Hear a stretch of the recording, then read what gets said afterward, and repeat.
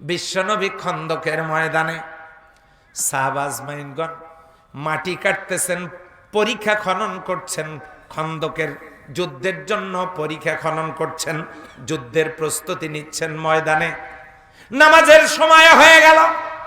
বিশ্বনবীকে জিবরিল আমিন এসে বলেন, ওগো নবীজি কই যান? আল্লাহর নবী বলেন, নামাজে যেতেছি। জিবরিল আমিন বলেন, নামাজে যাওয়ার দরকার নাই, আপনি এখন যুদ্ধের ময়দানে, আপনি এই জিহাদের ময়দানে এখন যদি আপনি নামাজে যান, চতুর্দিক থেকে কাফের বেঈমানেরা আপনাকে ঘিরে ফেলবে। কাফেররা আপনাকে যখন ঘিরে ফেলবে, সাহাবা আজমাইনদেরকে নির্মমভাবে হত্যা করবে, শহীদ করে দিবে, ইসলামকে নিশ্চিহ্ন করবে, কোরআনকে নিশ্চিহ্ন করবে। কাজেই কত ওয়াক্ত নামাজ কাজা হয় হোক, কিয়ামতের দিন আল্লাহর দরবারে জবাবদিহি করা লাগবে না, নামাজ আপনার জন্য মুলতবি ঘোষণা করা হয়েছে। খন্দকের যুদ্ধের দিনে বিশ্বনবী 4 ওয়াক্ত ফরজ নামাজ কাজা করে কাফেরদের বিরুদ্ধে লড়াই করে খন্দকের ময়দানে আল্লাহর রহমতে বিজয় ছিনিয়ে নিয়ে এসেছেন। ও আল্লাহর বান্দা বান্দিরা, খন্দকের যুদ্ধের দিনে বিশ্বনবী নামাজ কাজা করে কিসের সমাজ কায়েমের জন্য কাজ করেছে? তাহলে নামাজ বাদ দিয়া পরবর্তীতে বিশ্বনবী কাজা নামাজ আদায় করেছেন, ফরজ নামাজ ছেড়ে দিয়ে খন্দকের যুদ্ধ করেছেন, ফরজ রোজা ছেড়ে দিয়া বদরের ময়দানে যুদ্ধ করেছেন। ও আল্লাহর বান্দা বান্দিরা, আমাদের দেশের মানুষগুলোকে টুপি পাঞ্জাবি রুমাল জুব্বা পাগড়ি কি ইসলাম মনে করে? বিশ্বনবী টুপি খুললেন, রুমাল খুললেন, জুব্বা খুললেন, পাগড়ি খুললেন, সেলাই করা জামা খুললেন, এক টুকরো কাপড় কোমরে পরলেন, তাতে পকেট নাই, সেলাই নাই, আর এক টুকরো কাপড় কাঁধে পরলেন, ওটাতেও পকেট নাই, সেলাই নাই, টুপি নাই, পাঞ্জাবি নাই, জুব্বা নাই, পাগড়ি নাই, সেলাই করা জামা নেই, 2 টুকরো কাপড় নিজে পরলেন। 10,000 সাহাবীকে একই কাপড় পরালেন, মদিনা থেকে মিছিল শুরু করলেন। সেই মিছিলের স্লোগান হলো লাব্বাইকা আল্লাহুম্মা লাব্বাইক, লাব্বাইকা লা শারীকা লাকা লাব্বাইক, ইন্নাল হামদা ওয়ান নি'মাতা লাকা ওয়াল মুলক লা শারীকা লাক। এই স্লোগান শুরু করলেন।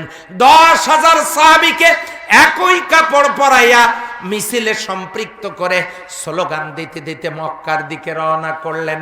কাফেরদের কাছে সংবাদ পৌঁছে গেল, মুসলমানেরা সেলাই করা জামা খুলে কাফনের কাপড় নিয়ে মক্কার দিকে মিছিল সহকারে আসতেছে। আজকে প্রয়োজনে জীবন দিবে, কিন্তু মক্কা ছেড়ে দেবে না। কাজেই কাফেরেরা, তোমরা যেখানে আছো পালায়া আত্মরক্ষা করো, মুসলমানদের হাত থেকে যদি বাঁচতে চাও। ওরা কাফনের কাপড় নিয়ে মক্কার দিকে আসতেছে।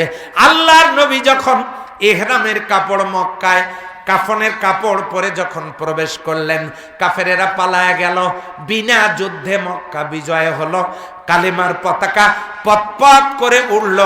সেই বছরও আল্লাহ রব্বুল আলামিন ওই মক্কা বিজয়ের বছরও ফরজ রোজা ছেড়ে দিয়ে আল্লাহর নবী মক্কা বিজয় করেছেন। জোরে বলেন সুবহানাল্লাহ। ফরজ রোজা ছেড়ে দিলেন বিশ্বনবী কয়বার?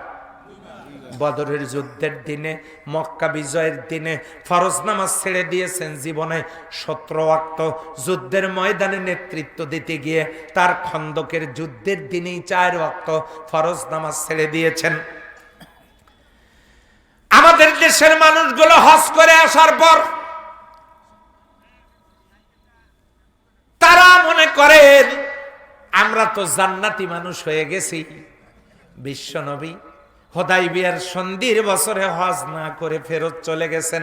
তিনি মক্কায় ঢোকেন নাই, ফেরত চলে গেছেন।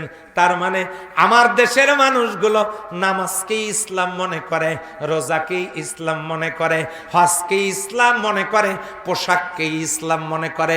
আস্তে করে বলেন কথা ঠিক কিনা? সব মনে করা ভাইজান ঠিক না। কি রকম? ইউরিয়া সার দেখতে হোমিও বড়ির মতো। ইউরিয়া সার কি হোমিও বড়ি? কথা বলে না। হোমিও বড়ি জাল টাকা দেখতে অরিজিনাল টাকার মতো, জাল টাকা কি অরিজিনাল টাকা? আচ্ছা, এই যে কাগজের ফুলগুলো দেখতে অরিজিনাল ফুলের মতো, কাগজের ফুল কি অরিজিনাল ফুল? ফটোকপি দেখতে অরিজিনালের মতো, ফটোকপি কি অরিজিনাল? শালি দেখতে বউয়ের মতো, শালি কি বউ? দেখতে মতো কিন্তু বউ না। জাল টাকা অরিজিনাল না, নকল ফুল অরিজিনাল না, ইউরিয়া সার হোমিও বড়ি না। ও আল্লাহর বান্দা বান্দিরা, ফটোকপি অরিজিনাল না। এই সমাজে লেবাসধারী অরিজিনালের মতো কিছু মানুষ আছে যারা দেখতে মোত্তাকির মতো, পরহেজগারের মতো, দেখতে মুসলমানের মতো, কিন্তু বাস্তবে অরিজিনাল মুসলমান না। এরকম লোক আছে না নাই? এই জন্য আমি বললাম মনে করলেই সব হয় না। মনে করলে মনে করা যেতে পারে, কিন্তু সব অরিজিনাল নাও হতে পারে। সম্মানিত ভাইয়েরা আমার, এই জন্য আমার দেশের মানুষ রোজা করে, কেউ কেউ বা নামাজ পড়ে, কিন্তু মুত্তাকি চেনার আলামত হলো যিনি মুত্তাকি হবেন তিনি সত্য কায়েম করবেন। তার মানে আল্লাহর দিন জমিনে কায়েম করার জন্য কাজ করবেন। এই কথাটা বললেই কেউ রাজনীতি মনে করে, কথা বলেন ঠিক কিনা? যারা আল্লাহর দিন জমিনে কায়েমের কথা বললেন রাজনীতি মনে করেন, তাদেরকে আমি অনুরোধ করব, আমার আল্লাহর আকাশের নিচে আপনার থাকার দরকার নাই। কারণ আমাদের মাথার উপরে আসমানটা আপনার বাবার না। আমার আল্লাহর জমিনের উপরে থাকার আপনার দরকার নাই। এই বিস্তীর্ণ জমিন আপনার বাবার না। আমার আল্লাহর দেওয়া অক্সিজেন গ্রহণ করার আপনার দরকার নাই। প্রতিদিন 16 কেজি অক্সিজেন গ্রহণ করছেন এক একজন মানুষ, যার মূল্য 4000 টাকা। 4000 টাকার অক্সিজেন বিনামূল্যে গ্রহণ করছেন। এটা আপনার বাবা তৈরি করে নাই। আপনার যদি আল্লাহর কোরআনের সমাজ যদি আপনার পছন্দ না হয়, এটাকে যদি আপনি রাজনীতি মনে করেন, আমার আল্লাহর দেওয়া অক্সিজেন নেওয়া বন্ধ করে দেন, আর আল্লাহর ডাইরেক্ট ঘোষণা শোনেন, ইয়া মাশারাল জিন্নি ওয়াল ইনসি ইনিস তাতাতুম আন তানফুযু মিন আকতারিস সামাওয়াতি ওয়াল আরদ ফানফুযু লা তানফুযুনা ইল্লা বিসুলতান। তোমার যদি সক্ষম তুমি হও, আমার আকাশের নিচ থেকে ও জিন এবং ইনসান জাতি, আমার দেওয়া জীবন ব্যবস্থা যদি তোমার ভালো না লাগে, তাহলে সম্ভব হলে আমার আকাশের নিচ থেকে জমিনের উপর থেকে বেরিয়ে যাও। ফানফুযু লা তানফুযুনা ইল্লা বিসুলতান। যেতে পারবা না। আমি আসমান আর জমিনটাকে বেষ্টন করে রেখেছি, যাওয়ার কোনো পথ নাই। সম্মানিত হাজিরিন, এই জন্য আপনাদেরকে মনোযোগ দিতে হবে। যারা মুত্তাকি হবেন তারা সত্য কায়েম করবেন। 1 নম্বরে সত্যের সন্ধান করবেন, 2 নম্বরে সত্য আঁকড়ে ধরবেন, 3 নম্বরে সত্যের উপরে অবিচল থাকবেন, 4 নম্বরে সত্য তার মানে কোরআন তারা কায়েম করবেন। কোরআন কায়েমের দরকার। আস্তে করে বলেন তো, আছে না নাই? কাজটা যদি না করেন তাহলে দশাটা কি হবে শোনেন। ক্বালান নবী আন আবি হুরায়রা রাদিয়াল্লাহু তাআলা আনহু ক্বাল ক্বালা রাসূলুল্লাহি সাল্লাল্লাহু আলাইহি ওয়াসাল্লাম মান মাতা ওয়া লাম ইয়াগজু ওয়া লাম ইউহাদ্দিস নাফসাহু বিহি মাতা আলা শুবাতি মিনান নিফাক। আল্লাহর নবী বলেছেন, যে ব্যক্তি মারা গেল অথচ কোরআনের সমাজ কায়েমের জন্য লড়াই করে নাই, গাজওয়া করে নাই, লড়াই করে নাই, সংগ্রাম করে নাই, যুদ্ধ করে নাই, প্রাণান্তকর প্রচেষ্টা চালায় নাই, আল্লাহর জমিনে আল্লাহর দিন কায়েম করার জন্য যারা লড়াই সংগ্রাম করে নাই, ওয়ালাম ইউহাদ্দিস বিহি নাফসাহু, মনে প্রাণে চায়ও নাই আল্লাহর জমিনে আল্লাহর দিন কায়েম হোক, এ ব্যাপারে কাজও করে নাই, মনে প্রাণে চায়ও নাই, আল্লাহর নবী বলেন মাতা আলা শুবাতি মিনান নিফাক, এই লোকটার মৃত্যু হবে মুনাফিকের মৃত্যু। কিসের মৃত্যু হবে গো? কিসের মৃত্যু? কার? যারা কোরআনের সমাজের জন্য কাজ করে নাই, মনে প্রাণে চায়ও নাই কোরআনের সমাজ চালু হোক। মৃত্যু হবে মুনাফিকের মৃত্যু, পুরুষ হোক অথবা মহিলা হোক। এবারে আসেন, এই রকম মৃত্যু যদি কারো নসিব হয়, তার ব্যাপারে কোরআনুল কারীমের আয়াত নাজিল হয়ে গেল সূরা তাওবার 84 নম্বর আয়াত, ওয়ালা তুসাল্লি আলা আহাদিম মিনহুম মাতাত, খবরদার এদের জানাজা পড়বেন না, ওয়ালা তাকুম আলা কবরিহি, এদের কবরের পাশে দাঁড়াবেন, ইনতাস্তাগফির লাহুম, আপনি যদি তাদের জন্য দোয়াও করেন, 70 মাররা, 70 বারও যদি দোয়া করেন, আপনি দোয়া করলেও যা, না করলেও তা, আপনার দোয়াটা আল্লাহর দরবারে কবুল হবে না। আমার ভাইরা, এই জন্য আপনারা একটু বলেন তো, কোরআনের সমাজ কায়েমের কাজ করার দরকার আছে না নাই? আমরা কি সবাই জান্নাতে যেতে চাই? কারা কারা?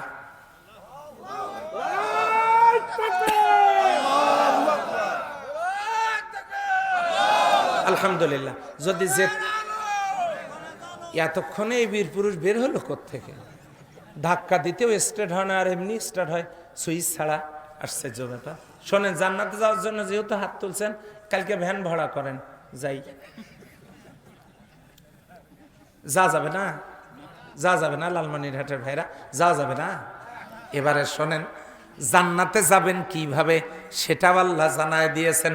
সূরা আল ইমরানের 142 নম্বর আয়াতে আল্লাহ বলেন, আম হাসিবতুম আন তাদখুলুল জান্নাহ ওয়ালাম্মা ইয়ালামিল্লাহুল্লাযীনা জাহাদু মিনকুম ওয়া ইয়ালামাস সাবিরিন। এতগুলো আয়াত পড়লাম, একবারও যদি আল্লাহু আকবার বলতেন। এই এলাকার মানুষ এত কৃপণ, হাড় কিপটা। সম্মানিত ভাইরা, খুব ভালো করে কান লাগান। আম হাসিবতুম, তোমরা কি মনে করেছো, আনতাদখুলুল জান্নাহ, তোমরা জান্নাতে প্রবেশ করবা, ওয়ালাম্মা ইয়ালামিল্লাহুল্লাযীনা জাহাদু মিনকুম, আমি আল্লাহ জেনে নেব না তোমরা কারা কারা আল্লাহর দ্বীন জমিনে কায়েম করার জন্য কাজ করছো, কোরআনের সমাজ কায়েম করার জন্য কাজ করছো, আল্লাহর কোরআনের আইন প্রতিষ্ঠার জন্য কাজ করছো। এটা পরীক্ষা না করা পর্যন্ত তোমরা কি হিসাব করেছো? তোমরা কি মনে করেছো? তোমরা কি নিশ্চিত হয়েছো তোমরা জান্নাতে যেতে পারবা? ওয়া ইয়ালামাস সাবিরিন, আর ওই কাজ করতে গিয়া বিপদ আপদ মুসিবতে, টেনশন হিজিটেশনে, নানা রকমের সমস্যায় কারা ধৈর্য ধারণ করছো আর কারা ধৈর্য ধারণ করো নাই, এই পরীক্ষা না নেওয়া পর্যন্ত তোমরা কি মনে করেছো আমি তোমাদেরকে জান্নাত দিয়ে দিব? জান্নাত দেওয়ার মালিক কে? দেবেন কে? জান্নাত কার? যিনি তৈরি করেছেন জান্নাত, যিনি দেবেন, যিনি মালিক, তিনি বলতেছেন তোমরা কি মনে করেছো আমি তোমাদেরকে এমনি এমনি জান্নাত দেব, অথচ তোমাদের কাছ থেকে জেনে নেব না তোমরা কারা কারা কোরআনের সমাজ প্রতিষ্ঠার জন্য ত্যাগ কোরবানি ভোগ করে কারা কাজ করছো আর কারা কারো নাই। এই পরীক্ষা না নেওয়া পর্যন্ত জান্নাত দিব, এটা তোমাদের বলল কে?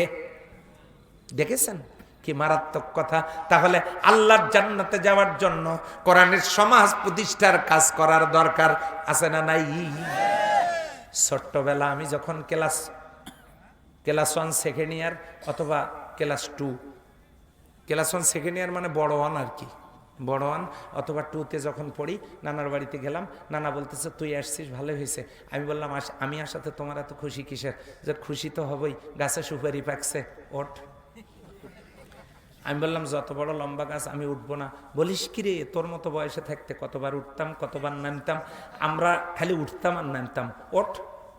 নানার কথা শুনে কিছু দূর উঠলাম, উঠে দেখি যে আমার উরু জ্বলতেছে। আমি নানাকে বললাম আর উঠবো না, উরু জ্বলে। নানা বললো ওঠ, তোর অর্ধেক আমার অর্ধেক, সুপারি পারবি, তোর অর্ধেক আমার অর্ধেক। আমি বললাম আমি সুপারি খাই না, আমি সুপারি দিয়ে কী করবো? নানা বললো যে সুপারি খাস না, সুপারি বিক্রি করবি, সুপারির যে দাম, অনেকদিন মিষ্টি খাইতে পারবি। খুশির ঠেলায় আমি উঠলাম, একবারে সুপারির কাছাকাছি পর্যন্ত চলে গেছি, নিচের দিকে নজর করে দেখি ওমা নানাকে ছোট দেখা যায়। নানাকে যখন ছোট দেখা যায় দেখি গাছটা দুলতেছে, তারপরে শরীর কাঁপতেছে, উরু জ্বলতেছে, ভয় লাগতেছে। নানাকে ডাক দিয়ে বললাম নানা সবগুলো দিলে উঠবো না, আর সবগুলো দিলে উঠবো না। নানা বললো কেন, কি হয়েছে? কি হয়েছে মানে কি হয় নাই? তোমাকে ছোট দেখা যায়? গাছ দোলে, শরীর কাঁপে, উরু জ্বলতেছে, ভয় লাগতেছে, আর উঠবো না। নানা বললো ওঠ, কাছাকাছি তো গেছিস, ওঠ, যতগুলো পারবি সবগুলাই তোর, যা সব দিয়ে দেব, আর ওঠ। আচ্ছা বলেন তো, এই মিষ্টি খাওয়ার লোভে, সুপেরি বিক্রি করে মিষ্টি খাওয়ার লোভে আমার কি এত রিস্ক নিয়ে আর উপরে ওঠার দরকার আছে? কথা বলেন, আছে? যারা বলছেন না, তারা হলো এই সমাজের সবচাইতে বড় অকর্মা। তারা মূলত চাচ্ছে আমার আমও যাক, এই কষ্ট করে উঠলাম, ওনারা চাচ্ছে নামেন, আর ওঠার দরকার নাই, নামেন। কথা ঠিক কিনা? বলা দরকার ছিল, উঠছেনই তো, কষ্ট তো যা হওয়ার হয়েছে, আর একটু ওঠেন, সব সুপারি পাবেন। কি বলেন? আসতে বলেন, ঠিক না ঠিক? এখন আবার তারাই বলতেছে ঠিক। একটু আগে বললে ওঠার দরকার নেই, এখন বলতেছে ঠিক, ওঠেন। এই হলো আমাদের সমাজের লোকজনের অবস্থা। আমার ভাইরা, ভালো করে কান লাগান, হাসির জন্য বলি নাই। বড় আশা ছিল অনেকক্ষণ তাফসির করব, কিন্তু সেই মনটা কেন যেন নাই। এই জন্য আমি ওখান থেকে আর একটু কষ্ট যদি করি, সবগুলো সুপারির মালিক আমি হইতে পারবো।